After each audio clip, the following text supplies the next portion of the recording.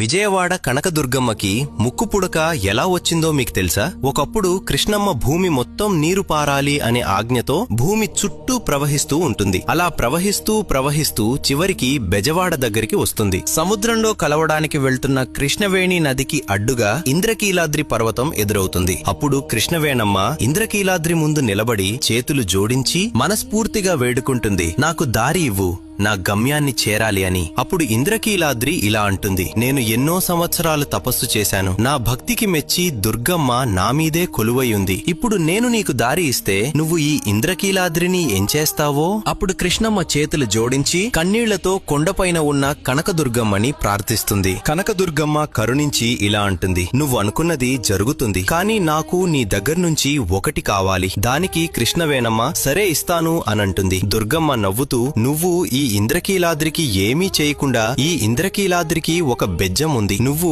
ఆ బెజ్జం నుండి ప్రవహించు అని చెబుతుంది. దానికి కృష్ణవేణమ్మ అంగీకరించి నీకు నా దగ్గర నుండి ఏం కావాలి అని అడగగా దుర్గమ్మ నవ్వుతూ, నాకు నీ ముక్కు పుడక చాలా నచ్చింది, దాన్ని నాకు అరువుగా ఇస్తావా అని అడుగుతుంది. దానికి కృష్ణవేణమ్మ సరే అని ఆమె ముక్కు పుడకని తీసి దుర్గమ్మకి అరువుగా ఇస్తుంది. అలా ఇస్తూ ఇలా అంటుంది, ఈ కలియుగం అంతం అయ్యే సమయంలో నేనే కొండ మీదకి ఎగసి నా ముక్కు పుడకను తిరిగి తీసుకుంటాను అని చెప్పి ఇంద్రకీలాద్రికి ఉన్న బెజ్జం ద్వారా కృష్ణవేణమ్మ ప్రవహించి సముద్రంలో కలిసిపోతుంది. అప్పట్నుంచి ఆ బెజ్జం వాడగా పిలువబడిన ప్రదేశం ఇప్పటి బెజవాడ, విజయవాడగా మారింది. ఎప్పుడైతే కృష్ణానది నీళ్లు నిజంగా అమ్మవారి ముక్కు పుడకను తాకుతాయో అప్పుడు ఈ ప్రపంచానికి ప్రళయం వస్తుంది. అప్పుడు కలియుగం అంతమవుతుంది అని పెద్దలు నమ్ముతారు. దుర్గమ్మ అంటే మీకిష్టమా? జై దుర్గాదేవి అని కామెంట్ చేసి సబ్స్క్రైబ్ చేసుకోండి.